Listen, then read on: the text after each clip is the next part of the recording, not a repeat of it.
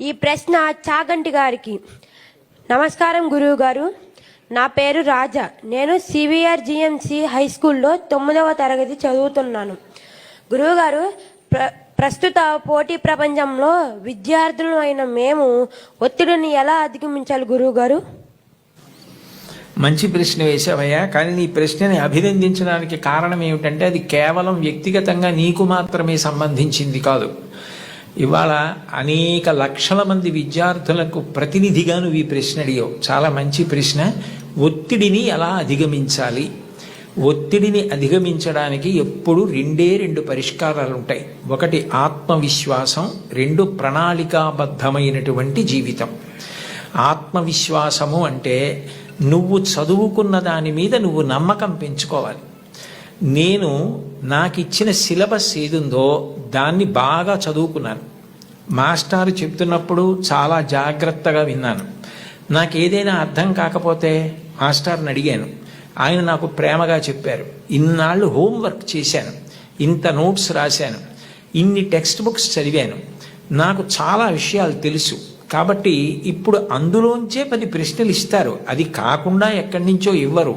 కాబట్టి నేను తప్పకుండా వ్రాయగలను అని ముందు నీ మీద నువ్వు ఆత్మవిశ్వాసం పెంచుకుంటే నువ్వు చాలా హాయిగా ప్రశాంతంగా పరీక్షకి వెళ్ళగలుగుతావు. అట్లా కాకుండా నువ్వు ఏదో భయంతో నేను చదివినవి నాకు జ్ఞాపకం వస్తాయా, నేను అన్నీ చదివానా, నేను వదిలేసినవి ఏమైనా వస్తాయా అన్న బెంగ పెట్టుకోకుండా నీ మీద నువ్వు విశ్వాసాన్ని ముందు పొందగలగాలి.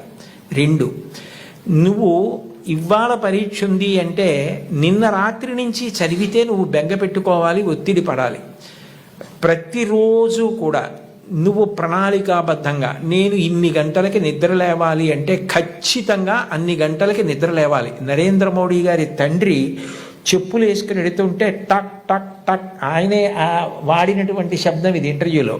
టక్ టక్ టక్ అన్న శబ్దం వినపడితే గడియారాలు దిద్దుకునేవారట. 4:30 మోడీ గారి తండ్రి వెళుతున్నారని చెప్పి, దామోదర్ గారు వెళుతున్నారని చెప్పి. అంటే అంత ఖచ్చితంగా సమయపాలన అలవాటు కావాలి. ఇన్ని గంటలకి లేవాలంటే అన్ని గంటలకి లేవాలి. ఇన్ని గంటలు నేను చదువుకోవాలంటే ఆ పుస్తకాలు కావలసినవి దగ్గర పెట్టుకుని గడియకి లేవడం కాకుండా చక్కగా చదువుకోవాలి. అన్నం తింటే నువ్వైపోయినట్టు, నీళ్లు తాగితే నువ్వైపోయినట్టు, నువ్వు చదివింది నువ్వైపోవాలి. అంటే అంత బాగా చదవాలి. ఒక కాగితం మీదకి సూర్యరశ్మి పడితే కాగితం కాలదు.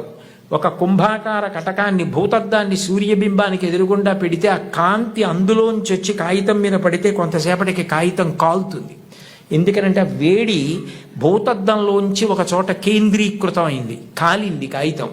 నువ్వు చదివితే అలా చదవాలి. చదువుతున్నంతసేపు పుస్తకం ఏం చదువుతున్నావో అది నీలోకి వెళ్ళిపోవాలి. భూపసభాంతరాళమన పుష్కళ చతురత్వము ఆజి బాహాపటు శక్తి ఉన్నంటాడు భర్తృహరి. నీకు అవసరమైనప్పుడు అలా జ్ఞాపకానికి రావాలి. నువ్వు తిన్నది నువ్వెట్లా అయిపోయావో, నువ్వు తాగింది నువ్వెట్లా అయిపోయావో, నువ్వు చదివింది నువ్వు అట్లా అయిపోవాలి. నీకు అలా జ్ఞాపకం ఉండాలి. అలా ప్రతిరోజు చదువుకోవడం నీకు సంతోషం కావాలి.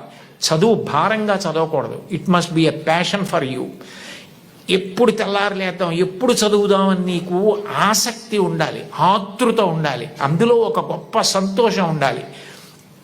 అలా నువ్వు time management, discipline, self confidence నేర్చుకుంటే ఒత్తిడి అన్న మాటే ఉండదు. నువ్వు ధైర్యంగా ఏ పరీక్షకైనా పెడతావు, ఎదుర్కొంటావు.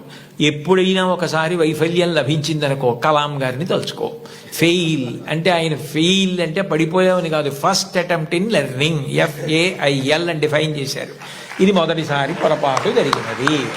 మళ్ళీ చేతిలో మట్టి ముద్ద కింద పడితే భూమిని అంటుకుంటుంది, బంతి పడితే పైకి లేస్తుంది. అలా పైకి లే తప్ప బెంగ పెట్టుకోకు. ఇక పైన అన్ని విజయ పరంపరలతో కొనసాగు. శుభం భూయాత్.